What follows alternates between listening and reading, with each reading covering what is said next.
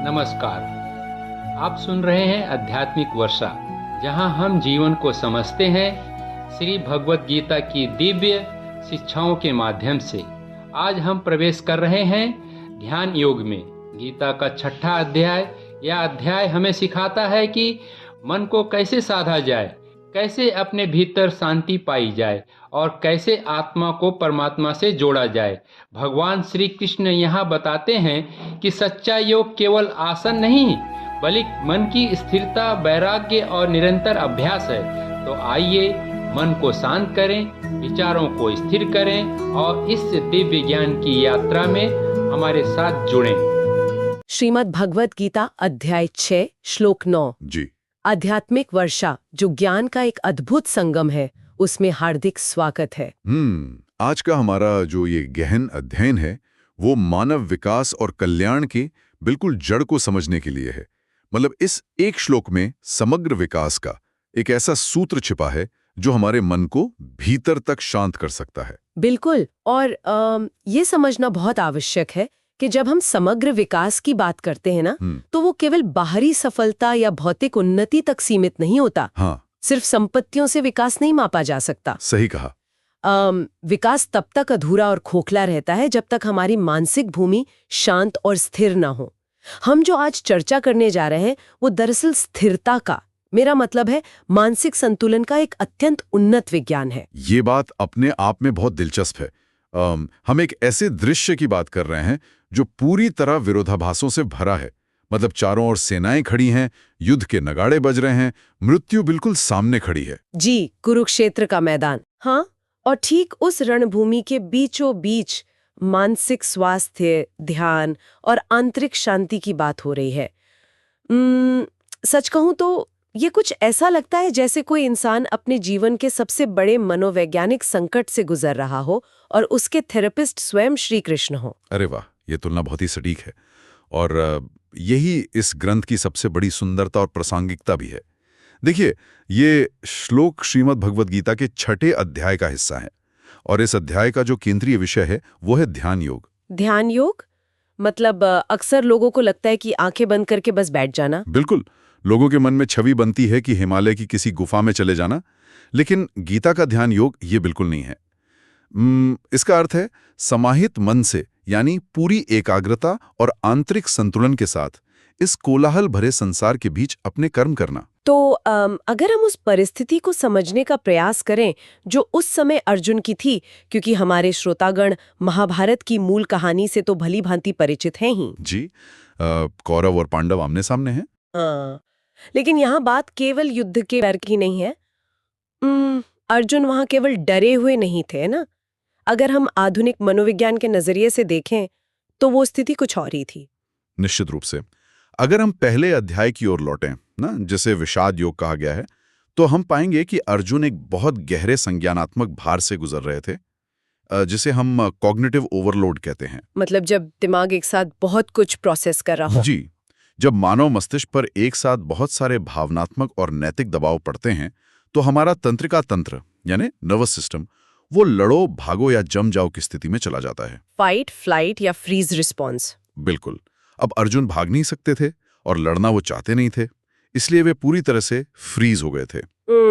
उनके भीतर स्वजनों को खोने का दुख था, करुणा थी और एक बहुत ही सूक्ष्म अहंकार भी था। अहंकार? वो कैसे? ये सोचना कि मैं जानता हूं कि क्या उचित है, और सबसे बड़ी बात, उन्हें पाप लगने का गहरा भय था। ये स्थिति आज के संदर्भ में बहुत जानी पहचानी लगती है। ये वैसी स्थिति है जब जीवन में कोई बहुत बड़ा निर्णय लेना हो और इंसान क्या सही है और क्या गलत की उलझन में पूरी तरह जम जाता है। जी, वो एक तरह से ब्रेन फ्रीज हो जाता है। हाँ, तो अब सवाल ये उठता है कि श्री कृष्ण एक इंसान के इस जैविक और मनोवैज्ञानिक ठहराव को, इस फ्रीज रिस्पॉन्स को कैसे तोड़ते हैं? श्री कृष्ण का समाधान बहुत ही अप्रत्याशित है। वे अर्जुन को केवल लड़ने के लिए प्रेरित या भड़का नहीं रहे थे। उनका उद्देश्य अर्जुन को उस गहरे मोह और परिणाम की जो चिंता थी ना, उससे मुक्त करना था। मतलब बिना किसी मानसिक बोझ के वो अपना कर्तव्य निभाएं। बिल्कुल। और इस पूरी मनोवैज्ञानिक गुत्थी को सुलझाने का जो एकमात्र उपाय श्री कृष्ण देते हैं वो है समबुद्धि। समबुद्धि यानी समता का भाव। तो मैं उत्सुक हूं ये जानने के लिए कि वो मूल मंत्र क्या है जिसने अर्जुन के इतने बड़े संशय को काट दिया। ये श्लोक ध्वनि और अर्थ दोनों स्तरों पर अत्यंत शक्तिशाली है। मैं इसे पहले देवनागरी में प्रस्तुत करता हूं। सुख दुखे समय कृत्वा लाभा लाभौ जया जयौ ततो युद्धाय युज्यस्व नैवं पापम अवाप्स्यसि। बहुत ही लयबद्ध है। जी। और अगर इसे अंतर्राष्ट्रीय संक्षेप पाठ यानी IIST में समझे तो सुखा तुखे समय कृत्वा लाभा लाभौ जया जयो ततो युद्धाय युज्यस्व नैवं पापम अवाप्स्यसि। इस श्लोक की संरचना में जो सबसे रोचक बात मुझे लगती है वो है शब्दों का जोड़ा। मैं चाहूंगी कि हम इसके संस्कृत शब्दों की गहराई को हिंदी में थोड़ा खोलकर समझें। हाँ बिल्कुल। देखिए, श्री कृष्ण ये नहीं कहते कि बस अपनी भावनाओं को भूल जाओ। वे मानव अनुभव का एक पूरा नक्शा खींच रहे हैं। चलिए एक एक शब्द को देखते हैं। पहला है सुख दुखे यानी सुख और दुख। मतलब हमारी सांसारिक राग और द्वेष की अनुभूतियां। जी, ये हमारी आंतरिक तंत्रिका रसायन का हिस्सा है। जिनसे हमें खुशी मिलती है हम उनसे चिपकना चाहते हैं और जिनसे पीड़ा होती है हम उनसे दूर भागते हैं। तो ये पहला स्तर हुआ। और समय कृत्वा का क्या अर्थ है? समय का अर्थ है समान भाव से या संतुलित मन से, और कृत्वा मतलब करके या उस भाव को बनाकर। अच्छा, और फिर वो बाहरी परिणामों की बात करते हैं। बिल्कुल। दूसरा जोड़ा है लाभा लाभो यानी लाभ और हानि। यह हमारे भौतिक और सांसारिक जीवन का हिस्सा है, जो मिला और जो छिन गया। और तीसरा जोड़ा है जय जयो यानी विजय और पराजय, जीत और हार। ये तो सीधे हमारे अहंकार और सामाजिक प्रतिष्ठा से जुड़ा है। एकदम सही। और फिर अंत में वे कहते हैं युजस्व यानी तैयार हो जा। समाधि या कर्म में प्रवृत्त होने का ये एक सीधा निर्देश है। और ऐसा करने पर क्या होगा? पापम अवाप्स्यसि, मतलब तुम्हें पाप नहीं लगेगा। तो अगर हम इन सब को जोड़ें तो इसका एक सरल भाव क्या बनता है? सरल शब्दों में कहें तो सुख दुख, लाभ हानि और जय पराजय को समान मानकर युद्ध के लिए यानी अपने कर्तव्य के लिए तैयार होना। ऐसा करने से इंसान पाप का भागी नहीं होता। सिद्धांत तो बहुत सुंदर है, लेकिन यहाँ एक वैचारिक चुनौती है। बाहर से देखने पर ये एक सैन्य आदेश जैसा लगता है, मतलब लड़ने के लिए तैयार हो जाओ। जी, सतही तौर पर ऐसा ही लगता है। तो एक आम इंसान जो युद्ध के मैदान में नहीं है, जो कोई सैनिक नहीं है, उसके लिए इस युद्ध और पाप का आखिर क्या मतलब है? ये बहुत ही महत्वपूर्ण प्रश्न है। जब श्री कृष्ण युद्धाय युज्वस्व कहते हैं तो दार्शनिक रूप से बात बहुत गहरी है। आत्मा अमर है और ये शरीर सुख दुख जैसे द्वंद्व ये सब अत्यंत क्षणिक है। मतलब असली युद्ध बाहर नहीं चल रहा है? बिल्कुल नहीं। असली युद्ध तो कौरवों से है ही नहीं। असली युद्ध हमारे अपने ही भीतर बैठे हुए मोह, क्रोध और लोभ के साथ है।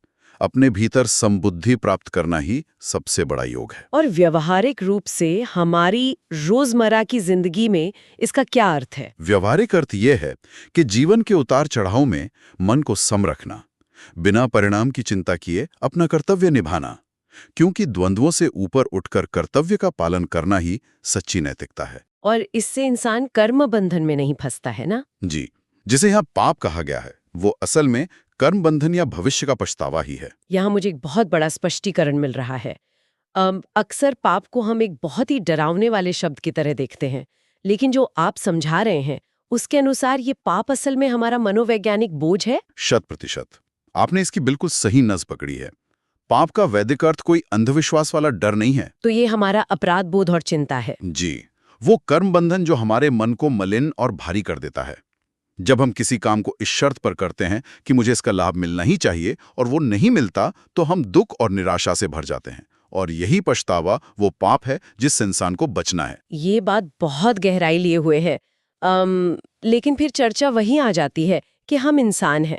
हमारा मन इतना चंचल है कि किसी भारी नुकसान पर दुखी न होना या बड़ी सफलता पर अहंकार से न भर जाना, ये समभाव रखना लगभग असंभव सा लगता है। ये उलझन केवल हमारी नहीं है।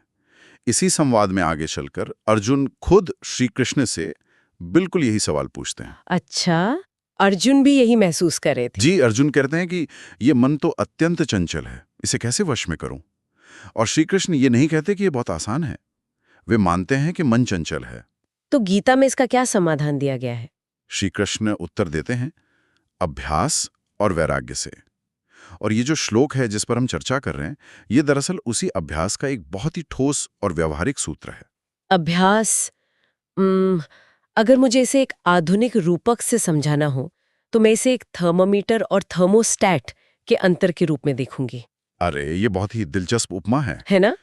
देखिए, एक थर्मोमीटर केवल कमरे के बाहरी तापमान को मापता है। बाहर गर्मी है तो वो ऊपर चला जाता है, सर्दी है तो नीचे आ जाता है।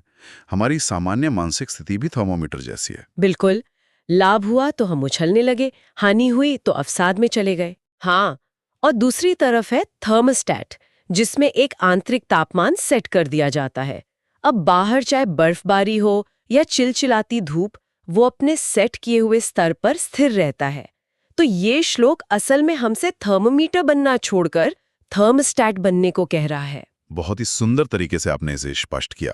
अभ्यास का अर्थ ही है बार बार अपने उस आंतरिक थर्मोस्टेट को चेक करना और उसे वापस समता पर सेट करना। और आज के युग में इसकी बहुत ज्यादा जरूरत है। जी, आज के आधुनिक संदर्भ में देखिए ना, हर तरफ मानसिक तनाव है, अंधाधुन प्रतिस्पर्धा है, असफलता का एक गहरा भय हर किसी को सता रहा है। कार्यस्थल पर अगर कोई प्रोजेक्ट न मिले या कोई अस्वीकृति हो जाए या घर में कोई कष्ट हो या स्वास्थ्य का कोई बड़ा संकट आ जाए, तो मन तुरंत एक थर्मोमीटर की तरह प्रतिक्रिया करता है। बिल्कुल। लेकिन यदि किसी ने इस संबुद्धि का अभ्यास किया है तो वो इन सभी को समान भाव से स्वीकार कर पाता है।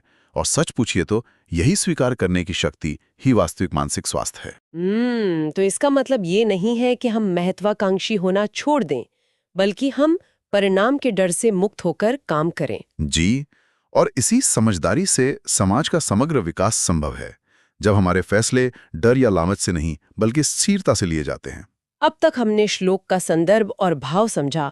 अब आगे हम इसके गहरे अर्थ और इसके पीछे छिपे दर्शन की ओर बढ़ेंगे। इस भाग के अंतर्गत आध्यात्मिक वर्षा, जो एक ज्ञान का संगम है, उसमें आपका स्वागत है। जरा सोचिए, अगर ये कहा जाए कि हमारे भीतर जो तनाव है, हमारी एंग्जाइटी है, या हमारे भीतर उठने वाले हर डर का एक स्विच हमारे ही दिमाग के एक छोटे से हिस्से में छिपा है। ये सच में एक बहुत गहरा विचार है ना? और सबसे चौंकाने वाली बात तो ये है कि आज से हजारों साल पहले, बिना किसी आधुनिक प्रयोगशाला के, हमारे विचारकों ने उस स्विच को बंद करने की एक मास्टर की खोज ली थी। तो आज हम दर्शन और विज्ञान के उसी अद्भुत संगम में कह सकते हैं कि गहराई से गोता लगाने वाले हैं। जी बिल्कुल। और ये शुरुआत, मतलब ये जो हुक है, ये सच में बहुत गहराई लिए हुए है। क्योंकि जब हम श्रीमद् भगवद गीता के 6 अध्याय पर विचार करते हैं, यानी ध्यान योग के 9वें श्लोक पर, जी, तो वो केवल एक साधारण दार्शनिक विचार नहीं रह जाता। वो असल में एक ऐसा विज्ञान बन जाता है जो मानव चेतना को उसके एकदम उच्चतम स्तर तक ले जाने का मार्ग प्रशस्त करता है। बिल्कुल सही कहा। ये श्लोक समग्र विकास और हमारी जो मानसिक शांति है ना, उसकी एक बहुत ही ठोस नींव रखता है। पिछले भाग में हमने इस श्लोक का संदर्भ और सरल भाव समझा था। अब उसी आधार पर इसके गहरे अर्थ को समझते हैं। और जब हम इसके गहरे अर्थ की बात करते हैं तो सबसे पहला और सबसे भारी शब्द जो उभर कर आता है वो है समबुद्धि या समत्व। जी, समत्व। मतलब जीवन में सुख आए या दुख, लाभ हो या हानि, जीत मिले या हार, इन सभी विपरीत परिस्थितियों को एक समान दृष्टि से देखना।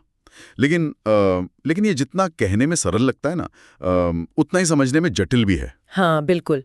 और इसीलिए देखिए, अगर हम स्रोतों की बात करें तो पता चलता है कि भारत के जो महान दार्शनिक रहे हैं, उन्होंने इसे मुख्य रूप से 3 अलग-अलग मार्गों से डिकोड किया है: ज्ञान, भक्ति और संतुलन। ज्ञान, भक्ति और संतुलन। तो अगर हम इसे थोड़ा और खोलें। आदि शंकराचार्य जी का दृष्टिकोण बहुत ही तार्किक और स्पष्ट है। अच्छा। जी, वे कहते हैं कि यह संसार और इसके जितने भी द्वंद्व हैं, जैसे सुख और दुख, ये मूल रूप से मिथ्या है। अब मिथ्या का अर्थ ये नहीं कि उनका अस्तित्व ही नहीं है। तो फिर क्या अर्थ है इसका? इसका अर्थ ये है कि वो स्थायी नहीं है। मतलब वो हमेशा रहने वाले नहीं है। ओह अच्छा, यानी वे एक बहती हुई नदी की तरह है जो हर पल बदल रही है। एकदम सही उपमा दी आपने। जब इंसान ये गहराई से समझ लेता है ना कि आज जो दुख है वो कल नहीं रहेगा, और आज जो चरम सुख है वो भी ढल जाएगा। तो वह इन दोनों ही परिस्थितियों के प्रभाव से धीरे धीरे मुक्त होने लगता है। वो स्वतः ही एक समान भाव में आ जाता है और बिना विचलित हुए केवल अपने कर्तव्य में लीन हो सकता है। क्या बात है। और इसी परम सत्य को संत ज्ञानेश्वर महाराज ने साक्षात अमृतवाणी कहा है। उनके अनुसार जो व्यक्ति इन बदलते हुए द्वंद्वों को समान देखने लगता है वही असल में सच्चा योगी है। ये दर्शन तो बहुत गहरा है, जहाँ विवेक और वैराग्य की इतनी प्रधानता है। लेकिन यहाँ एक सवाल मेरे मन में आता है। जी पूछिए। देखिए, हर इंसान तो सन्यासी या कोई प्रकांड ज्ञानी नहीं होता। एक आम इंसान जो रोजमर्रा की भागदौड़ में फंसा है, ऑफिस जा रहा है, घर संभाल रहा है, वो हर सुख दुख को मिथ्या कैसे मान ले? तो क्या भक्ति मार्ग इस मामले में थोड़ा अधिक सहज या सुकून देने वाला नजरिया पेश करता है? बहुत ही प्रासंगिक सवाल है ये, और यही भारतीय दर्शन की सबसे बड़ी सुंदरता और विशालता भी है। ये हर तरह के मन के लिए कोई ना कोई मार्ग जरूर देता है।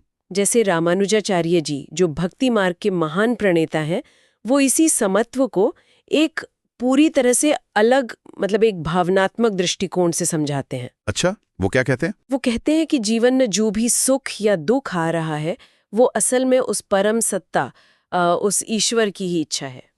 मतलब अगर कुछ बुरा भी हो रहा है, कोई भारी नुकसान भी हो रहा है, तो वो भी उसी की योजना का हिस्सा है।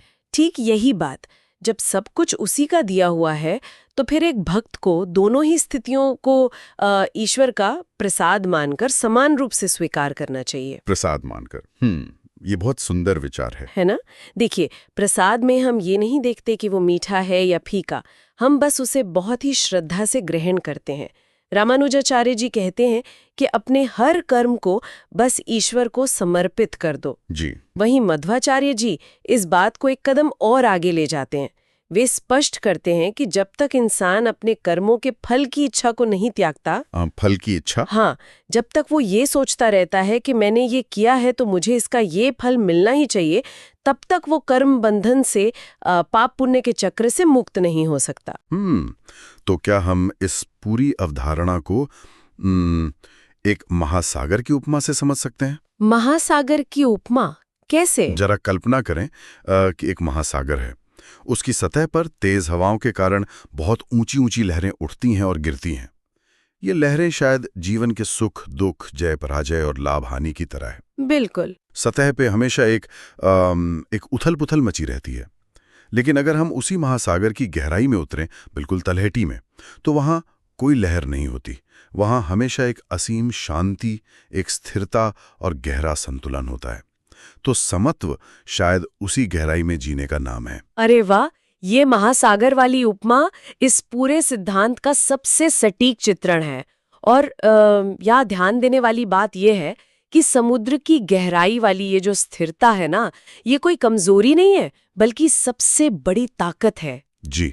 स्वामी विवेकानंद जी ने इसी विचार को बहुत ही शक्तिशाली ढंग से प्रस्तुत किया है। हाँ, क्योंकि अक्सर एक गलतफहमी होती है कि समभाव में रहने का मतलब है जीवन से कट जाना या परिस्थितियों के प्रति पूरी तरह उदासीन हो जाना। बिल्कुल, और स्वामी जी इसी गलतफहमी को पूरी तरह तोड़ते हैं। वे स्पष्ट कहते हैं कि संभाव ही सच्ची वीरता है, ये कोई पलायन या कमजोरी नहीं है। सोचिए, एक तूफान चल रहा हो और आप उस तूफान के बीचों बीच खड़े रहकर शक्ति और शांति दोनों को एक साथ बनाए रखें, यही तो असली शक्ति है। बिल्कुल। हार मान लेना या एकदम सुन पड़ जाना समत्व में ही है।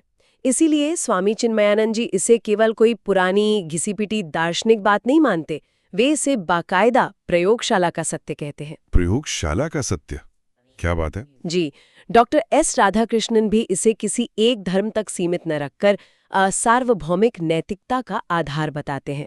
लेकिन यहाँ एक बहुत ही व्यावहारिक और स्वाभाविक सा सवाल उठता है। बताइए, अगर इंसान हर सुख में, हर दुख में, हर हार और जीत में बिल्कुल समान रहने लगे, तो क्या इसका मतलब यह है कि वो एक रोबोट की तरह भावना शून्य हो जाए, मतलब एकदम इमोशनलेस? क्या संभाव में रहने का मतलब अपनी स्वाभाविक मानवीय भावनाओं की हत्या कर देना है? ये प्रतिवाद बहुत जरूरी है, क्योंकि ये भ्रम अक्सर अच्छे विचारकों को भी उलझा देता है। देखिए, संभाव का मतलब भावना शून्य होना बिल्कुल भी नहीं है। इसे अगर मनोविज्ञान की तकनीकी भाषा में कहें तो ये परिणाम तटस्थता है। परिणाम तटस्थता, इसे थोड़ा सरल शब्दों में समझते हैं। इसका मतलब ये है कि इंसान भावनाओं को महसूस तो पूरी तरह से करता है। जब उसे कोई गहरा नुकसान होता है तो उसे पीड़ा का एहसास होता है, उसे रोना भी आता है जी। और जब कोई बड़ी सफलता मिलती है तो वो खुशी भी महसूस करता है। लेकिन वो उन भावनाओं को अपने अस्तित्व, अपनी बुद्धि और अपने निर्णयों पर हावी नहीं होने देता। अच्छा, हावी नहीं होने देता। बिल्कुल। भावनाएं आती हैं और चली जाती हैं, लेकिन वो उसके भीतर के उस गहरे महासागर को हिला नहीं पाती। वो भावनाओं का अनुभव करता है पर उनका गुलाम नहीं बनता। मतलब भावनाएं सतह की लहरों की तरह ही रहेंगी, हम उन्हें महसूस भी करेंगे, लेकिन गहरे तल की शांति भंग नहीं होगी। एकदम सही। और ये जो प्रयोगशाला का सत्य वाली बात अभी आई ना, ये सच में बहुत दिलचस्प है। ये जानना रोमांचित करता है कि आधुनिक विज्ञान, विशेष रूप से न्यूरोसाइंस, आज से हजारों साल पहले बताए गए समत्व के बारे में क्या कहता है। जब हम इस प्राचीन दार्शनिक विचार को विज्ञान की आधुनिक कसौटी पर कसते हैं तो परिणाम सच में आश्चर्यजनक होते हैं। न्यूरोसाइंस के क्षेत्र में आज एफएमआरआई यानी फंक्शनल मैग्नेटिक रेजोनेंस इमेजिंग के जरिए मस्तिष्क की कार्यप्रणाली का बहुत गहराई से अध्ययन किया जाता है। यह कोई हवाई सिद्धांत नहीं है, बल्कि बाकायदा मशीनों पर देखी गई मस्तिष्क की तस्वीरें हैं। इन अध्ययनों से यह सिद्ध हुआ है कि जब कोई व्यक्ति समभाव या समत्व का अभ्यास करता है तो उसके मस्तिष्क की संरचना में शाब्दिक रूप से बदलाव आने लगता है। मस्तिष्क की संरचना में बदलाव, ये कैसे काम करता है? देखिए, हमारे मस्तिष्क में एक बादाम के आकार का हिस्सा होता है जिसे अमिगडाला कहते हैं। अमिगडाल? जी। इसे आप हमारे शरीर का फायर अलार्म या खतरे की घंटी समझ सकते हैं। जब भी हमें डर लगता है, हम पर गुस्सा हावी होता है या हम किसी भारी तनाव में होते हैं तो ये अमिगडाला अति सक्रिय हो जाता है और हमारे तर्क करने की क्षमता को एक तरह से बंद कर देता है। मतलब जब शेयर बाजार में अचानक पैसा डूबता है या कोई भरी महफिल में हमारा अपमान करता है तो यही अमिगडाला हमें पैनिक करने पर मजबूर करता है। बिल्कुल वही ट्रिगर होता है। लेकिन एफएमआरआई स्कैन दिखाते हैं कि जो लोग समत्व का नियमित अभ्यास करते हैं उनके मस्तिष्क में इस अमिगडाला की अति सक्रियता काफी घट जाती है। अरे वाह। और इसके विपरीत मस्तिष्क का जो आगे का हिस्सा है, जिसे प्रीफ्रंटल कॉर्टेक्स कहते हैं, जो हमारे लॉजिक, सही निर्णय लेने की क्षमता और संतुलन का केंद्र है, जिसे हम दिमाग का सीईओ भी कह सकते हैं। हाँ बिल्कुल सही। वो सीईओ अधिक सक्रिय और मजबूत हो जाता है। एक मिनट। गीता में बार बार अभ्यास और वैराग्य की बात की गई है कि मन चंचल है लेकिन उसे अभ्यास से बदला जा सकता है। जी। तो क्या हम ये कह रहे हैं कि इतनी सदियों पहले लिखे गए एक श्लोक में वो फॉर्मूला था जिसे आज का विज्ञान न्यूरोप्लास्टिसिटी कहता है? ये सुनने में थोड़ा अतिशयोक्ति लगता है। विज्ञान वास्तव में इसे कैसे मापता है? मैं समझ सकती हूँ, लेकिन ये अतिशयोक्ति बिल्कुल नहीं है। न्यूरोसाइंस का सबसे क्रांतिकारी सिद्धांत है न्यूरोप्लास्टिसिटी। दशकों तक विज्ञान ये मानता था कि वयस्क होने के बाद मस्तिष्क का जो ढांचा है वो पक्का हो जाता है, पत्थर की लकीर बन जाता है। लेकिन न्यूरोप्लास्टिसिटी ने साबित किया कि मस्तिष्क असल में मोम की तरह है। मोम की तरह? हाँ, हम जिस तरह के विचार बार बार सोचते हैं, मस्तिष्क के न्यूरॉन्स उसी तरह के नए तार या कनेक्शन बनाने लगते हैं। विज्ञान कहता है जो न्यूरॉन्स एक साथ सक्रिय होते हैं वो आपस में जुड़ जाते हैं। क्या बात है। और यही तो गीता का अभ्यास है।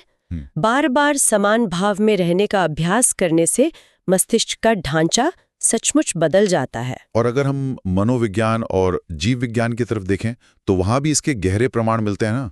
आज जो संज्ञानात्मक व्यवहार थेरेपी है, जिसे हम सीबीटी कहते हैं, जिसका उपयोग डिप्रेशन और एंग्जाइटी के इलाज में पूरी दुनिया में हो रहा है, उसका मूल सिद्धांत ही शायद यही परिणाम तटस्थता है। बिल्कुल। सीबीटी मरीज को यही तो सिखाती है कि आप परिस्थिति को नहीं बदल सकते, लेकिन उस परिस्थिति को देखने के अपने नजरिए को बदल सकते हैं। जी। और जैविक रूप से देखें तो ये समत्व एक ढाल की तरह काम करता है। जब इंसान बहुत ज्यादा तनाव में रहता है, चाहे वो हारने का डर हो या जीतने की एकदम पागलपन वाली बेताबी हो, तो शरीर में कॉर्टिसोल नामक हार्मोन का स्तर बहुत बढ़ जाता है। और ये बढ़ा हुआ कॉर्टिसोल शरीर के लिए एक धीमे जहर की तरह काम करता है ना? एकदम सही। लगातार तनाव की स्थिति में ये कॉर्टिसोल हमारे इम्यून सिस्टम यानी रोग प्रतिरोधक क्षमता को तोड़ देता है। इसलिए जब व्यक्ति संभाव में रहना सीख जाता है तो उसका शरीर शांत रहता है। वो उन तमाम मनोदैहिक या साइकोसोमैटिक रोगों से बच जाता है जो केवल मानसिक तनाव के कारण शरीर में पैदा होते हैं। और समाजशास्त्र के नजरिए से भी देखें तो जो इंसान लाभ और हानि में समान रहता है उसे ना तो किसी ताकतवर के सामने चापलूसी करने की जरूरत पड़ती है और न ही वो अपने फायदे के लिए किसी कमजोर का शोषण करता है। उसके सामाजिक संबंध बहुत ही स्थिर होते हैं। मुझे ऋग्वेद का वो प्रसिद्ध श्लोक याद आता है, एकम सद विप्रा बहुधा वदंती, यानी सत्य एक ही है जिसे ज्ञानी लोग अलग अलग नामों से पुकारते हैं। बिल्कुल। आज के इस दौर में कॉर्पोरेट जगत में लीडरशिप सेमिनार्स में माइंडफुलनेस और इमोशनल इंटेलिजेंस की जो इतनी बात होती है, ऐसा लगता है जैसे ये सब गीता के इसी श्लोक के आधुनिक संस्करण मात्र है। ऐसा लगता है कि हमारे प्राचीन ऋषि वास्तव में मानव मन के सबसे बड़े वैज्ञानिक थे। जी, उन ऋषियों के पास आज की तरह स्कैन करने वाली मशीनें भले न रही हों, लेकिन उनके पास अंतर्दृष्टि और एक अत्यंत विकसित चेतना थी। उन्होंने मानव मन, शरीर और आत्मा के अंतर संबंधों को पूरी तरह से डिकोड कर लिया था। विज्ञान और दर्शन का ये मिलन वाकई बहुत अद्भुत है। लेकिन अगर विज्ञान भी इसकी पुष्टि कर रहा है तो एक चुभता हुआ सवाल ये उठता है कि आज के इस भागदौड़ वाले, तनाव और भयंकर प्रतिस्पर्धा से भरे युग में हम इसे लागू क्यों नहीं कर पा रहे हैं? ये एक बड़ी चुनौती है। ज्ञान सुनना एक बात है, पर आज के दौर में जब हर पल ध्यान भटकाने वाली चीजें हैं, मोबाइल है, सोशल मीडिया है, तो एक सामान्य इंसान इसे अपने जीवन में कैसे जोड़े? ये इस पूरी चर्चा का सबसे महत्वपूर्ण पड़ाव है। आधुनिक जीवन से इसका सीधा टकराव। चलिए इसे आज के युवा वर्ग और डिजिटल युग से ही जोड़कर देखते हैं। जी बताइए। आज हमारी द्वंद्व या सुख दुख की परिभाषाएं पूरी तरह बदल गई हैं। आज सोशल मीडिया पर एक पोस्ट पर लाइक्स मिलना या ना मिलना, कोई तस्वीर वायरल होना या न होना, ये सब आज के युवाओं के लिए एक तरह का डिजिटल लाभालाभ यानी लाभ और हानि बन गया है। ये बहुत ही सटीक बात कही आपने। हम सभी ने वो पल महसूस किया है जब फोन की स्क्रीन पर किसी का रिप्लाई नहीं आता, या जब दूसरों की चमकती हुई जिंदगी देखकर अचानक अपने भीतर एक गहरा खालीपन महसूस होता है। ऐसा लगता है जैसे इंसान की खुशी एक स्क्रीन पर दिखने वाले नंबर्स पर निर्भर हो गई है। बिल्कुल, और इसी वजह से हम डिजिटल डिप्रेशन और भयंकर एंजाइटी की लहर देख रहे हैं। समत्व का अभ्यास यहाँ सच में एक जीवन रक्षक की तरह काम आता है। जब कोई युवा किसी प्रतियोगी परीक्षा में बैठता है, या जब उसे जीवन में पहले ब्रेकअप का सामना करना पड़ता है जी, या फिर पहली नौकरी के इंटरव्यू में रिजेक्शन मिलता है, तो उसे ये समझना होगा कि ये सिर्फ जीवन का एक अनुभव है, जीवन का अंत नहीं। सफलता और असफलता दोनों को समान भाव से देखने की ये क्षमता ही वो कवच है जो इस डिजिटल डिप्रेशन से बचा सकता है। और संबंधों और परिवार के मामले में भी ये श्लोक एक बहुत बड़ा मार्गदर्शक लगता है। आजकल रिश्तों में इतना ज्यादा तनाव देखने को मिलता है। अक्सर पति पत्नी के बीच की कोई भी सामान्य सी बहस एक जया जयो यानी जय पराजय का मैदान बन जाती है, जहां दोनों को बस किसी भी तरह अपनी बात मनवानी होती है, जीतना होता है। यही वो जगह है जहां समत्व की सबसे ज्यादा जरूरत है। देखिए, समत्व हमें सिखाता है कि रिश्तों में हार और जीत नहीं होती। अगर आप बहस जीत भी गए लेकिन रिश्ता हार गए तो वो कैसी जीत है? सच में बहुत गहरी बात है। कभी किसी की बात मान लेना, कभी अपनी कह देना, यही संतुलन है। माता पिता के लिए भी ये बहुत प्रासंगिक है। जब बच्चा सफल हो तो इतना अति उत्साहित न हो जाए कि बच्चे को लगने लगे कि उसका मूल्य केवल उसकी सफलताओं से है, और जब वो असफल हो तो इतने दुखी न हो कि बच्चा अवसाद में चला जाए। घर में संतुलन ही असल सुरक्षा का भाव पैदा करता है। और स्रोतों में एक बहुत ही संवेदनशील और जटिल विषय का भी जिक्र किया गया है, विवाहेतर संबंध या रिश्तों में उलझन। जी, अक्सर लोग अपनी भावनाओं के बहाव को सही ठहराने की कोशिश करते हैं। इस पर समत्व का सिद्धांत क्या कहता है? यह एक ऐसा विषय है जिसे बहुत ही गहराई और जिम्मेदारी से समझने की जरूरत है। गीता या समत्व का सिद्धांत कभी भी किसी प्रकार की अनैतिकता या अराजकता का समर्थन नहीं करता। बिल्कुल। लेकिन ये भी सच है कि मानव मन बहुत जटिल है। कभी-कभी ऐसी स्थितियां बन जाती हैं जहां भावनाएं भटकने लगती हैं। ऐसे में समत्व का अर्थ ये नहीं है कि आवेग में आकर सब कुछ तबाह कर दिया जाए। तो फिर ऐसे क्षणों में समत्व का व्यावहारिक रूप क्या होगा? इंसान क्या करे? ऐसे क्षणों में समत्व का अर्थ है एक कदम पीछे हटना, संयम रखना और जो यथार्थ है उसे स्वीकार करना। इंसान को रुककर ये सोचना चाहिए कि क्या इस क्षणिक आकर्षण या आवेग के कारण किसी बच्चे के, जीवन साथी के या स्वयं के मानसिक स्वास्थ्य को जो स्थायी हानि पहुंचेगी, क्या वह उचित है? बहुत सही। समत्व हमें इसी अंधे मोह से बाहर निकालकर हमारे वास्तविक कर्तव्य का बोध कराता है। यह केवल नियमों का पालन करना नहीं है, बल्कि गहरे अर्थों में यह एक करुणा है ताकि पारिवारिक और सामाजिक व्यवस्था सुरक्षित रहे। मतलब किसी भी भारी आवेग की स्थिति में अपना विवेक न खोना और परिणामों को देखना ही समत्व है। और अगर हम कार्यस्थल यानी वर्कप्लेस की बात करें तो वहां भी इसकी बहुत जरूरत महसूस होती है। जी बिल्कुल। एक सच्चा लीडर तो शायद वही होता है जो सिर्फ बड़े कॉन्ट्रैक्ट मिलने की खुशी में ही टीम के साथ जश्न न मनाए, बल्कि जब कोई महत्वपूर्ण प्रोजेक्ट फेल हो जाए, जब भारी हार का सामना करना पड़े, तब भी वो समान भाव से अपनी टीम के साथ एक चट्टान की तरह खड़ा रहे। एकदम सही। और अगर हम समाज के अलग अलग वर्गों को देखें तो हर किसी के लिए इसमें एक स्पष्ट मार्गदर्शन है। महिलाओं की स्थिति को ही लें, चाहे वो गृहिणी हो या ऑफिस में काम करने वाली प्रोफेशनल। जी। उन्हें हर दिन कई मोर्चों पर आलोचना और प्रशंसा दोनों का भारी मात्रा में सामना करना पड़ता है। कभी घर की व्यवस्था को लेकर तो कभी ऑफिस की डेडलाइन को लेकर। अगर वे इस निंदा और स्तुति को समान भाव से लेना सीख जाएं, तो उनका जो मानसिक तनाव है वो कई गुना कम हो जाएगा। इसी तरह वरिष्ठ नागरिकों और विशेष आवश्यकता वाले लोगों के लिए भी ये दर्शन एक संजीवनी की तरह है। शरीर में बीमारियां आती हैं, उम्र का असर होता है, कई तरह की शारीरिक चुनौतियां सामने खड़ी होती हैं। बिल्कुल। लेकिन अगर इंसान ये मान ले कि ये सारे सुख दुख, ये सारी व्याधियां सिर्फ इस शरीर के द्वंद हैं और वो शुद्ध चेतना है जो इन सबसे बहुत परे हैं, तो उसे एक असीम मानसिक शांति मिल सकती है। यही वो वैचारिक स्पष्टता है जो जीवन की हर चुनौती को छोटा कर देती है। स्रोतों से कुछ बहुत ही जीवंत और व्यावहारिक उदाहरण भी सामने आते हैं जो ये साबित करते हैं कि ये केवल किताबी बातें नहीं हैं। जैसे भारतीय हॉकी के जादूगर मेजर ध्यानचंद जी का उदाहरण बहुत प्रेरित करता है। जी। कहते हैं कि जब वे मैदान पर खेलते थे तो चाहे उनकी टीम हार रही हो या जीत रही हो, उनके चेहरे के भाव हमेशा अत्यंत संयमित रहते थे। हारने के बाद भी वे उसी गरिमा के साथ मुस्कुराते हुए मैदान से बाहर आते थे और जीतने के बाद भी उनका व्यवहार बिल्कुल शांत रहता था। मेजर ध्यानचंद का वह आचरण समबुद्धि का जीता जागता स्वरूप था। वे सिर्फ खेल नहीं रहे थे, वे असल में उस आउटकम न्यूट्रलिटी को जी रहे थे। क्या बात है। इसी तरह का एक और बहुत ही मर्मस्पर्शी उदाहरण स्रोतों में दर्ज है। केरल का एक साधारण किसान जिसने बाढ़ की भयानक विभीषिका में अपना घर, अपनी खड़ी फसल, अपना सब कुछ खो दिया। अरे बाप रे। लेकिन जब उससे बात की गई तो उसने रोने धोने या किस्मत को कोसने की बजाय अत्यंत शांत और गहरे भाव से बस इतना कहा, ये भी राम की लीला है। ये भी राम की लीला है।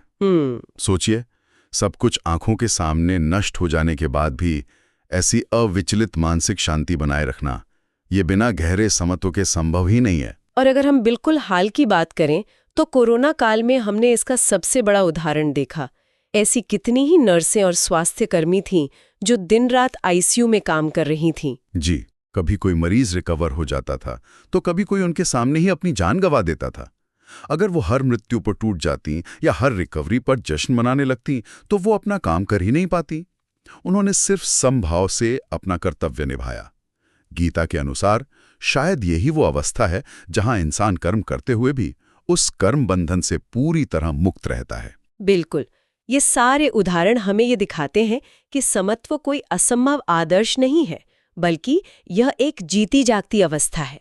लेकिन देखिए, ये सब सुनना बहुत अच्छा लगता है, पर मेरा एक आखिरी सवाल है। जब अचानक से कोई नुकसान हो या भारी क्रोध आए तो तुरंत उस समत्व को कैसे ट्रिगर करें? उस वक्त तो इंसान भूल जाता ना सब कुछ। बहुत ही व्यावहारिक सवाल है ये। देखिए, इसके लिए दैनिक तकनीकों का अभ्यास करना होता है।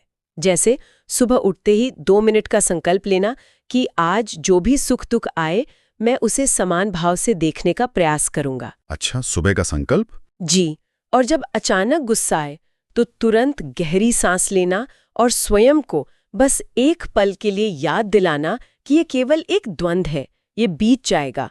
इसके अलावा रात को आत्मविश्लेषण के लिए डायरी लिखना भी बहुत मदद करता है। डायरी लिखना। अगर इस पूरे विचार को समेटा जाए तो ये पूरी तरह स्पष्ट हो जाता है कि मानव विकास की असली जड़ यही समत्व है। ये केवल एक पुरानी किताब का धार्मिक उपदेश नहीं है। बिल्कुल नहीं। ये पूर्ण मानसिक स्वास्थ्य का, जीवन में अचूक एकाग्रता का और एक इंसान के समग्र विकास का सबसे प्रामाणिक विज्ञान है। जब कोई व्यक्ति इस समत्व को साध लेता है तो वो जीवन के हर द्वंद्व से ऊपर उठकर अपनी सर्वोच्च क्षमता को प्राप्त कर लेता है। इसमें कोई शक नहीं कि ये एक ऐसी अवस्था है जिसे पाना ही जीवन का अंतिम लक्ष्य होना चाहिए। ये स्पष्ट है कि मानसिक शांति और एकाग्रता के लिए हमें इसकी सख्त जरूरत है। लेकिन ये श्लोक केवल समझने के लिए नहीं है। असली बात यह है कि इसे जीवन में कैसे उतारा जाए। अब अगले भाग में हम इसी पर बात करेंगे। क्या हो अगर हमारे दिमाग का वो हिस्सा, मतलब जिसका मुख्य काम हमें सुरक्षित रखना है, वही हमारी सारी चिंताओं का और रातों की नींद उड़ने की असली वजह हो? ये बहुत ही दिलचस्प शुरुआत है। जी, हम अक्सर सोचते हैं कि जीवन की बाहरी परिस्थितियां हमें परेशान कर रही हैं, लेकिन विज्ञान और अध्यात्म दोनों इशारा करते हैं कि असली युद्ध तो हमारे भीतर चल रहा है। बिल्कुल, और ये युद्ध हम सब रोज लड़ रहे हैं, है ना? तो इस आध्यात्मिक वर्षा में जो एक ज्ञान का संगम है, उसमें हम सभी का हृदय से स्वागत करते हैं। आज का ये गहरा विश्लेषण एक ऐसी यात्रा है जो सीधे हमारी आत्मा और हमारे मस्तिष्क की कार्यप्रणाली को एक साथ छूती है। जी, और ये बहुत जरूरी भी है आज के समय में। बिल्कुल। श्रीमद् भगवद गीता के अध्याय 6 श्लोक 9 का वो अद्भुत सूत्र, जिसमें सुख और दुख को समान भाव से देखने की बात कही गई है, ये केवल एक प्राचीन दर्शन नहीं है, यह मानव कल्याण का एक अत्यंत सजीव, स्पंदित और वैज्ञानिक ब्लूप्रिंट है। बिल्कुल सही कहा आपने।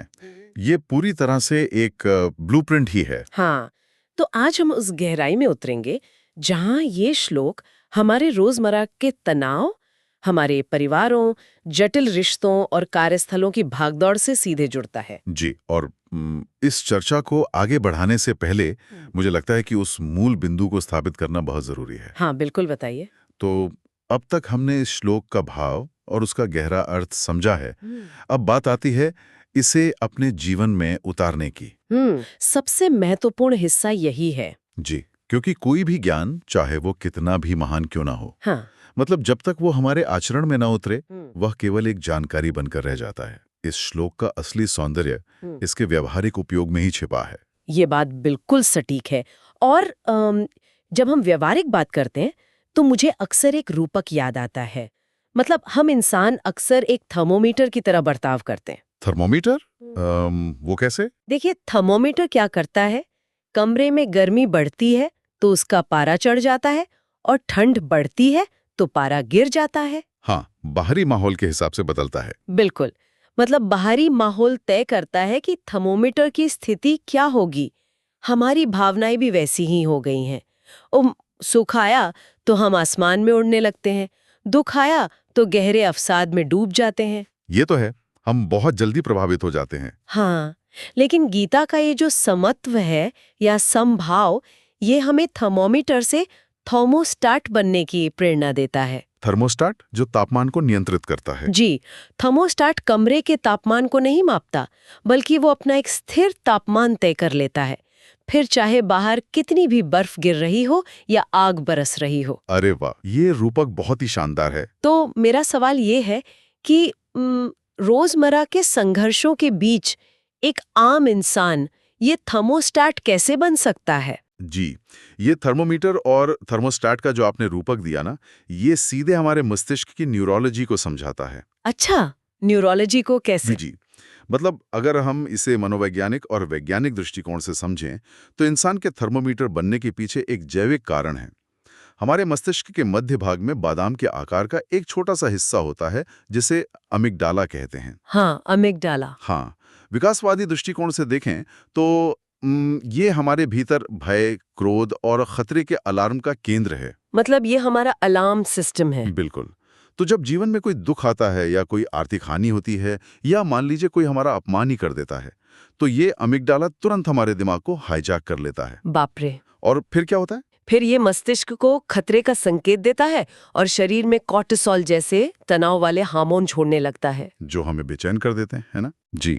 इसके ठीक विपरीत हमारे माथे के पीछे मस्तिष्क का एक और हिस्सा है, प्रीफ्रंटल कॉर्टेक्स, जो निर्णय लेने, तार्किक सोच और भावनात्मक संतुलन का कार्य करता है। मतलब ये हमारा असली थर्मोस्टेट है। एकदम सही पहचाना।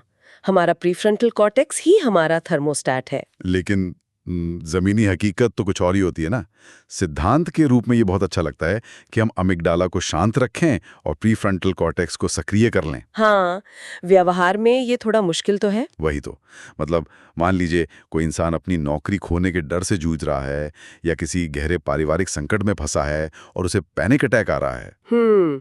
ऐसे समय में तो घबराहट हावी रहती है। जी। उस वक्त समत्व की बात करना या अपने अमिगडाला को शांत होने का आदेश देना, मतलब ये लगभग असंभव सा लगता है। ऐसे में ये संभाव काम कैसे करेगा? क्या हम बस अपनी भावनाओं को जबरदस्ती दबा रहे हैं? ये एक बहुत ही व्यावहारिक और जरूरी सवाल है। देखिए, समत्व का अर्थ अपनी भावनाओं को दबाना बिल्कुल नहीं है। अच्छा, तो फिर क्या है? मनोविज्ञान में एक पद्धति है, कॉग्निटिव बिहेवियरल थेरेपी, जिसे हम सीबीटी कहते हैं। उसमें एक सिद्धांत होता है परिणाम तटस्थता, या जिसे अंग्रेजी में आउटकम न्यूट्रलिटी कहते हैं। Outcome neutrality.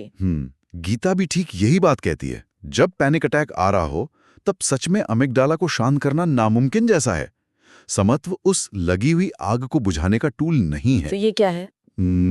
ये वो मानसिक प्रतिरोधक क्षमता है, यानी इम्यूनिटी, जिसे आपको संकट आने से बहुत पहले विकसित करना होता है। मतलब जैसे हम शरीर की इम्यूनिटी बढ़ाते हैं, वैसे ही दिमाग की? बिल्कुल। जब कोई व्यक्ति अपनी रोजमर्रा की छोटी छोटी बातों में सुख और दुख को समान भाव से देखने का लगातार अभ्यास करता है, तो पता है क्या होता है? क्या होता है? एफएमआरआई स्कैन साफ दिखाते हैं कि ऐसा करने से उसके अमिगडाला का आकार सिकुड़ने लगता है। अरे वाह, सच में? जी। और उस प्रीफ्रंटल कॉर्टेक्स की परतें घनी होने लगती हैं। मतलब आप अपनी पूरी बायोलॉजी को ही अंदर से बदल रहे होते हैं। ये तो अविश्वसनीय है। तो इसका मतलब है कि यह कोई रातों रात होने वाला चमत्कार नहीं है, बल्कि हमारे मस्तिष्क की रीवायरिंग है। एकदम सही। ये एक लंबी प्रक्रिया है। तो हमारे सुनने वाले इसे अपनी दिनचर्या का हिस्सा कैसे बना सकते हैं? मतलब हम सब सुबह उठते हैं, काम पर भागते हैं, दिन भर तनाव सिर पर सवार रहता है। इस चक्र को तोड़ने का कोई ठोस उपाय क्या हो सकता है? देखिए, सबसे कारगर उपाय बहुत ही सरल है। जब हम सुबह जागते हैं तो अपना फोन देखने या काम पर भागने से पहले बस 2 मिनट के लिए शांति से बैठ जाएं। सिर्फ 2 मिनट? हाँ, बस 2 मिनट। और स्वयं से एक दृढ़ संकल्प करें कि आज के दिन जो भी परिस्थिति मेरे सामने आएगी, चाहे वो मेरी योजना के अनुसार हो या बिल्कुल विपरीत, मैं उसे केवल एक साक्षी की तरह देखने का प्रयास करूंगा। साक्षी की तरह, मतलब बिना उसमें उलझे? जी। और खुद से कहें कि जो भी लाभ या हानि होगी, मैं उसमें अपनी पहचान नहीं खोऊंगा। ये तो बहुत ही शक्तिशाली विचार है। बिल्कुल। ये सिर्फ 2 मिनट का संकल्प आपके मस्तिष्क को पूरे दिन के लिए, मतलब एक मनोवैज्ञानिक कवच पहना देता है। आप अपने मस्तिष्क को एक निर्देश दे रहे हैं कि आज थर्मामीटर नहीं, थर्मोस्टेट बनना है। बहुत खूब। अब अगर हम इस भावनात्मक नियंत्रण और मानसिक संतुलन की बात कर ही रहे हैं, तो मुझे लगता है कि समाज का वो वर्ग जो सबसे ज्यादा इस अग्नि परीक्षा से गुजरता है, वो है हमारी मातृशक्ति। इस बात से तो मैं पूरी तरह सहमत हूँ। हाँ, महिलाएं, चाहे वो एक ममतामयी माँ के रूप में हो या पत्नी, बेटी या बहन के रूप में, वे इस पूरे ब्रह्मांड की और किसी भी परिवार की रीढ़ होती हैं, बैकबोन होती हैं। बिल्कुल।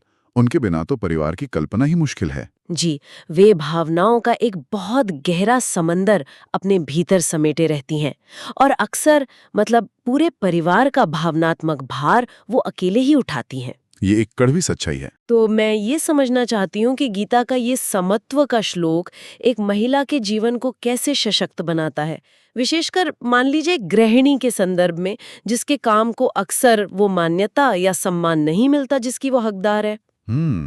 ये एक बहुत ही गहरा सामाजिक सत्य है। आपने बिल्कुल सही दुखती रग पर हाथ रखा है। देखिए, एक गृहिणी का पूरा दिन परिवार की अस्थिर भावनाओं को संभालने में ही बीत जाता है। जी, सबके मूड स्विंग्स वो ही झेलती है। बिल्कुल। कभी जीवन साथी के काम का तनाव घर आ जाता है, कभी बच्चों के स्कूल की असफलता या उनकी जिद सामने होती है, तो कभी आर्थिक चुनौतियां आ खड़ी होती हैं। हाँ, और ये सब उसे ही मैनेज करना होता है। ये सब एक तरह का अदृश्य भावनात्मक श्रम है, जिसे हम इनविजिबल इमोशनल लेबर कहते हैं। अगर एक गृहिणी परिवार के हर सुख दुख में, हर हार जीत में अति संवेदनशील होकर खुद एक थर्मामीटर बन जाए, तो क्या होगा? फिर तो घर का पूरा माहौल ही एक पेंडुलम की तरह हिलने लगेगा, है ना? एक एंकर, जो सबको थाम कर रखती है। जी, उसकी वो आंतरिक स्थिरता पूरे परिवार में एक अद्भुत सद्भाव और सुरक्षा का भाव लाती है।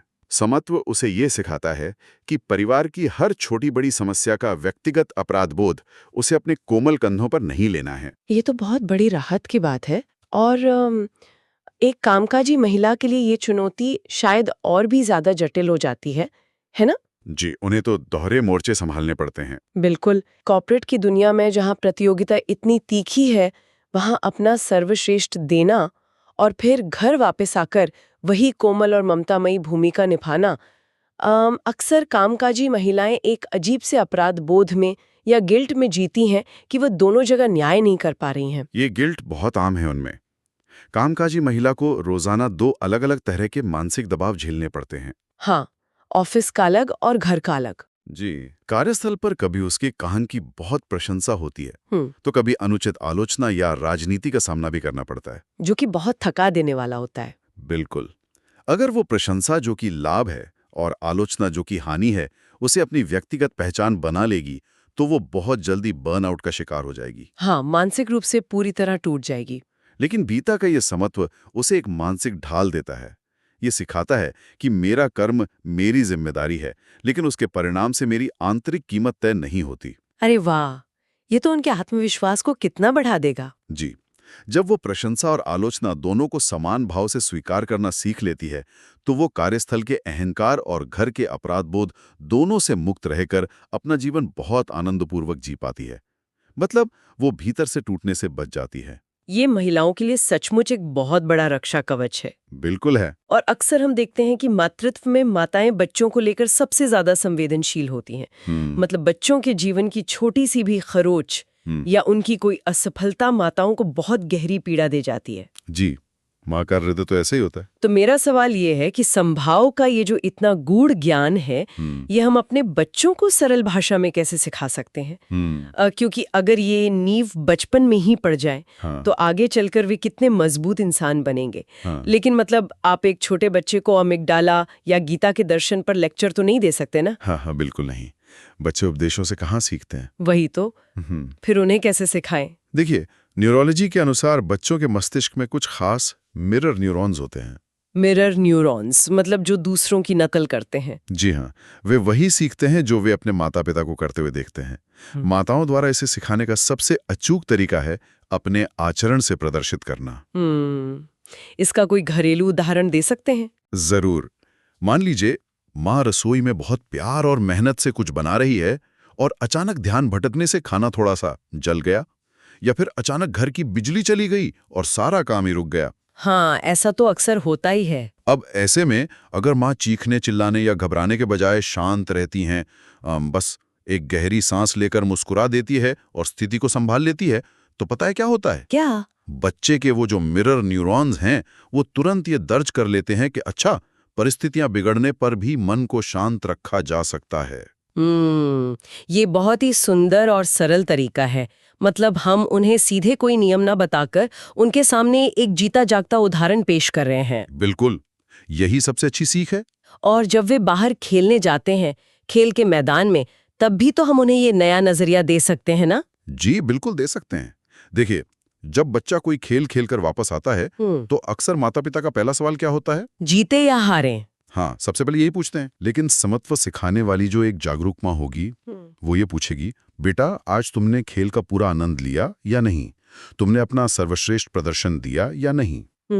परिणाम से ध्यान हटाकर प्रक्रिया पर जोर देना। बिल्कुल, उन्हें यह समझाना कि खेल जीतो तो दूसरों को नीचा नहीं दिखाना, मतलब कोई घमंड नहीं करना, और हारो तो रोना नहीं है। क्योंकि हार और जीत तो बस खेल का हिस्सा है। जी, जीत और हार, जिसे गीता में जया जयो कहा गया है, वे केवल खेल के नियम हैं, पूरे जीवन के नहीं। जब एक बच्चे को ये गहरी भावनात्मक सुरक्षा मिल जाती है कि उसकी हार पर भी उसके माता पिता का प्रेम उसके लिए कम नहीं होगा, तो वो जीवन में कभी किसी असफलता से नहीं डरता। ये सुरक्षा ही किसी भी इंसान की सबसे बड़ी पूंजी होती है। इसमें कोई शक नहीं है। लेकिन जब हम मानवीय भावनाओं की बात करते हैं तो परिदृश्य हमेशा इतना सीधा और सरल नहीं होता। मतलब मानव मन बहुत जटिल है और कई बार बहुत कमजोर भी होता है। हाँ, मन की गलियां बहुत भूल भुलैया वाली होती हैं। तो गीता के इस ज्ञान की असली परीक्षा तो तब होती है जब बात जटिल मानवीय संबंधों की आती है। क्या हो जब कोई व्यक्ति भावनात्मक रूप से अपने रास्ते से भटक जाए? मतलब आप किस संदर्भ में कह रही हैं? मान लीजिए कोई दोहरे संबंधों की उलझन में फंस गया है, जहां प्रेम, आकर्षण और वासना के बीच की जो सीमाएं हैं वो धुंधली हो गई हैं। हम कह देते हैं कि अपनी भावनाओं पर नियंत्रण रखो, लेकिन भावनाएं कोई मशीन तो नहीं है कि बस बटन दबाया और वो बंद हो गई। यह बहुत ही संवेदनशील स्थिति है। जी, जब इंसान ऐसे चौराहे पर खड़ा हो जहां उसे सब कुछ बिखरने का डर हो, तो ये समत्व उसका मार्गदर्शन कैसे करता है? ये मानव जीवन का अत्यंत यथार्थ और गहरा पहलू है और इसे हमें बहुत ही परिपक्व दृष्टि से देखना होगा। गीता कभी भी हमारे कमजोरियों का मजाक नहीं उड़ाती है। तो फिर वो क्या करती है? वो सीधे उनके मूल कारण पर प्रहार करती है। सबसे पहले तो मनोविज्ञान के नजरिए से हमें ये समझना होगा कि ये भटकाव आखिर होता क्यों है। हाँ, इसकी जड़ क्या है? अक्सर लोग अपनी किसी आंतरिक कमी या किसी खालीपन या बस तारीफ और प्रशंसा की भूख को शांत करने के लिए एक नए आकर्षण को सच्चा प्रेम मान बैठते हैं। मतलब वो खुद को धोखा दे रहे होते हैं। जी, आकर्षण जो है वो हमेशा अपूर्णता से जन्म लेता है। मतलब ये भी चाहिए वो भी चाहिए, लेकिन जो सच्चा प्रेम होता है वो द्वंद्वातीत होता है। अंग्रेजी में कहें तो बियॉन्ड डुअलिटी। द्वंद्वातीत मतलब जहां कोई द्वंद्व या उलझन ना हो? बिल्कुल। सच्चे प्रेम में एक समत्व होता है, एक गहरा ठहराव होता है। यानी जब कोई व्यक्ति भावनाओं में बहकर अपने परिवार के बाहर किसी से जुड़ने लगता है, तो वो वास्तव में बाहर किसी इंसान को नहीं बल्कि अपने ही भीतर की किसी कमी को ढूंढ रहा होता है। आपने बिल्कुल सटीक बात कही है, एकदम सही। और यहीं पर गीता का समत्व हस्तक्षेप करता है। देखिए, समत्व का अर्थ ये नहीं है कि आपके भीतर कोई विचार या इच्छाएं उत्पन्न ही नहीं होंगे। हाँ, विचार तो इंसान है तो आएंगे ही। जी, समत्व का अर्थ है यथार्थ को पूरी सत्यता के साथ स्वीकार करना। गीता किसी भी प्रकार की ऐसी अराजकता या अनैतिकता का कभी समर्थन नहीं करती जो समाज या किसी के भी परिवार को तोड़ दे। तो फिर ऐसे भटकाव के समय क्या करना चाहिए? यदि मन भटक भी जाए तो समभाव से ये देखना कि इसका अंतिम परिणाम क्या होने वाला है। क्या बस एक क्षणिक भावना या आकर्षण के लिए अपने जीवन साथी या अपने मासूम बच्चों के मानसिक स्वास्थ्य को दांव पर लगाना उचित है? बिल्कुल नहीं, ये तो बहुत बड़ा अन्याय होगा। समत्व हमें यही सिखाता है कि एक संबंध की उलझनों से भागकर किसी दूसरे संबंध में छिप जाना ये कोई समाधान नहीं है। ये तो केवल अपना व्यक्तिगत दर्द दूसरों पर थोपना है। मतलब अपनी परेशानी दूसरों के गले मढ़ना। जी, अपनी इच्छाओं के प्रति बस एक साक्षी भाव रखना, अपनी जिम्मेदारियों से पीछ न दिखाना और किसी को धोखा न देना, यही तो असली योग है। संयम और करुणा के साथ स्वयं को संभाल लेना ही समत्व का सच्चा पालन है। ये एक बहुत ही स्पष्ट, निष्पक्ष और सच में बहुत परिपक्व दृष्टिकोण है। समत्व का अर्थ अपनी भावनाओं का दमन करना नहीं, बल्कि उनके परिणामों के प्रति अपनी आंखें न मूंदना है। बिल्कुल सही निष्कर्ष निकाला आपने। अब अगर हम अपनी इस चर्चा के दायरे को थोड़ा और विस्तार दें और समाज के अन्य वर्गों या कार्यस्थल की ओर देखें, तो समत्व का ये सिद्धांत वहां कैसे लागू होता है? मतलब क्या ऐसे कोई वास्तविक और ऐतिहासिक उदाहरण हैं जो इस विचार को केवल कागजी ज्ञान न रहने दें बल्कि इसे पूरी तरह से जीवंत कर दें? अरे, हमारा समाज और हमारा इतिहास तो ऐसे अनगिनत उदाहरणों से भरा पड़ा है। अच्छा, कोई एक उदाहरण साझा करें। अगर हम खेल जगत की ही बात करें तो हॉकी के जादूगर मेजर ध्यानचंद का उदाहरण बहुत ही प्रेरणादायक है। हाँ, मेजर ध्यानचंद जी। जी, वे जब मैदान पर होते थे तो उनका मन पूरी तरह फ्लो स्टेट में होता था। मतलब वो पूरी तरह से खेल में डूब जाते थे। बिल्कुल। जब वे गोल करते थे तो वे कभी अति उत्साह में जमीन पर नहीं लौटते थे या अहंकार से नहीं भर जाते थे कि मैंने कमाल कर दिया। आजकल तो खिलाड़ियों में बहुत आक्रामकता दिखती है। वही तो। और अगर कभी उनकी टीम पिछड़ रही हो या सामने वाली टीम बेईमानी करके फॉल कर रही हो, तब भी उनके चेहरे पर कोई क्रोध या गहरी निराशा नहीं दिखती थी। उनका पूरा ध्यान केवल अपने कर्म यानी उनकी हॉकी स्टिक और उस गेंद पर होता था। मतलब परिणाम से पूरी तरह मुक्त थे। जीत और हार दोनों में समान रहना ही तो उन्हें एक साधारण खिलाड़ी से महान बनाता था। ये तो खेल के मैदान की बात हुई, जहां फिर भी कुछ नियम होते हैं, रेफरी होते हैं। लेकिन जीवन के इस मैदान में, विशेषकर अगर हम एक किसान के जीवन की बात करें, जहां कोई नियम नहीं होते और सब कुछ प्रकृति के हाथ में होता है, वहां ये संभाव कैसे टिकता है? आपने बिल्कुल सही नब्ज पकड़ी है इस सवाल से। इस संदर्भ में मुझे केरल के किसान की बहुत ही प्रभावशाली सच्ची घटना याद आ रही है। केरल के किसान की क्या हुआ था उनके साथ? कुछ वर्ष पहले जब केरल में भयंकर बाढ़ आई थी, तो उस किसान की कई महीनों की कड़ी मेहनत, उसकी पूरी फसल उस पानी में बह गई। मतलब उसका सब कुछ तबाह हो गया था। हे भगवान, ये तो किसी को भी तोड़ कर रख दे। जी, मनोवैज्ञानिक रूप से ये एक ऐसा गहरा आघात है जो किसी भी इंसान को ट्रॉमा लूप या बहुत गहरे अवसाद में धकेल सकता है, जहां इंसान बस यही सोचता है कि मेरे साथ ही ऐसा क्यों हुआ। हाँ, और ये सोचना बहुत स्वाभाविक भी है। लेकिन जब मीडिया और पत्रकारों ने उस किसान से बात की, तो उसने अत्यंत शांत भाव से क्या कहा पता है? क्या कहा? उसने कहा, ये भी राम की लीला है। जो दिया था वो भी उसी का था और जो ले लिया वो भी उसी का है। बाप रे, ये वाक्य सुनकर तो सच में रोंगटे खड़े हो जाते हैं। मतलब उस किसान ने अनजाने में ही कॉग्निटिव रीफ्रेमिंग कर ली थी, है ना? बिल्कुल। उसने उस भीषण दुख को अपने आत्मसम्मान पर चोट या अपनी किस्मत का दोष नहीं माना। ये तो बहुत ही ऊंची अवस्था है। जी, यही गीता के अध्याय 6 श्लोक 9 का साक्षात जीवन में उतरना है। उसने लाभ और हानि को संभाव से स्वीकार कर लिया। उस एक विचार ने, उस समत्व ने उसके अमिगडाला को तुरंत शांत कर दिया और उसे आत्महत्या या डिप्रेशन जैसी भयंकर स्थितियों से बचा लिया। ये किसान तो सचमुच एक आधुनिक योगी है, बिना किसी गेरुआ वस्त्र के। और अगर हम इसी कड़ी में स्वास्थ्य कर्मियों की बात करें, हाँ, मेडिकल फील्ड। जी, विशेषकर कोरोना महामारी के उस भयावह दौर में, जब पूरी मानव जाति एक अभूतपूर्व संकट से जूझ रही थी, हमारी नर्सों और डॉक्टरों ने जिस भावना से काम किया, क्या वो समत्व का सबसे बड़ा व्यावहारिक उदाहरण नहीं था? निसंदेह, महामारी के उस दर्दनाक दौर में स्वास्थ्य कर्मियों ने जो किया, वो मनोविज्ञान की भाषा में एम्पैथेटिक डिटैचमेंट का सबसे बड़ा उदाहरण है। एम्पैथेटिक डिटैचमेंट मतलब करुणा भी है और अलगाव भी। बिल्कुल। नर्सें भारी भरकम पीपीई किट पहनकर दिन रात निस्वार्थ सेवा कर रही थीं। कई बार उनकी पूरी कोशिशों के बावजूद मरीज की मृत्यु हो जाती थी, जो कि बहुत दुखद होता होगा उनके लिए। जी, और कई बार बहुत गंभीर मरीज भी एकदम स्वस्थ होकर घर लौट जाते थे।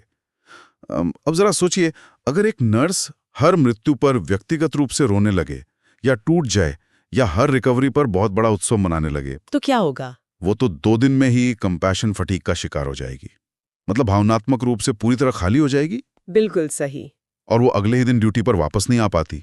उन्होंने अपनी गहरी करुणा को बनाए रखा, लेकिन परिणामों से स्वयं को अलग रखा। जीवन और मृत्यु दोनों के बीच एक संतुलन। जी, जीवन और मृत्यु दोनों के बीच संभाव रखकर केवल अपना कर्म किया, बिना फल की चिंता किए कर्म करना ही वो असली सुरक्षा है जो उन्हें मानसिक रूप से बिखरने से बचाती है। ये सुनकर मन बहुत गहरे आदर से भर जाता है। संभाव वास्तव में हमें काम करने से नहीं रोकता, बल्कि हमें और बेहतर काम करने की शक्ति देता है। एकदम सही समझा आपने। युवाओं की बात करें तो मुझे लगता है उनके लिए ये श्लोक किसी जीवन रक्षक दवा से कम नहीं है। युवाओं के लिए तो ये आज की सबसे बड़ी जरूरत है। हाँ, आज की युवा पीढ़ी जिस डिजिटल डिप्रेशन का सामना कर रही है, वो बहुत ही डरावना है।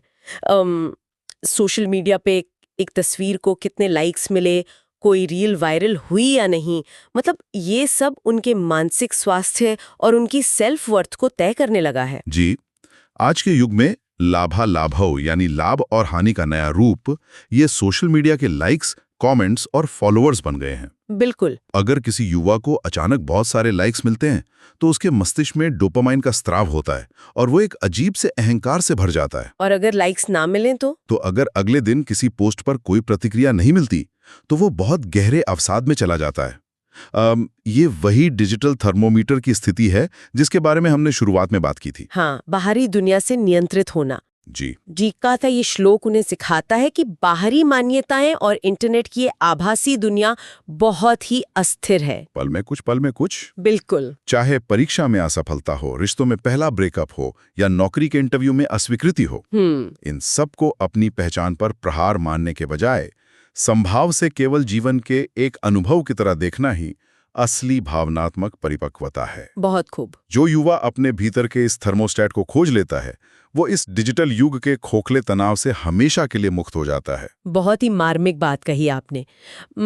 और जो हमारे समाज के सबसे अनुभवी लोग हैं, हमारे वरिष्ठ नागरिक, जीवन के इस अंतिम पड़ाव में ये समत्व उनके लिए क्या मायने रखता है? मतलब जब शरीर कमजोर हो रहा होता है और दुनिया बहुत तेजी से बदल रही होती है। देखिए, वरिष्ठ नागरिकों के जीवन में एक अलग ही तरह का द्वंद्व होता है।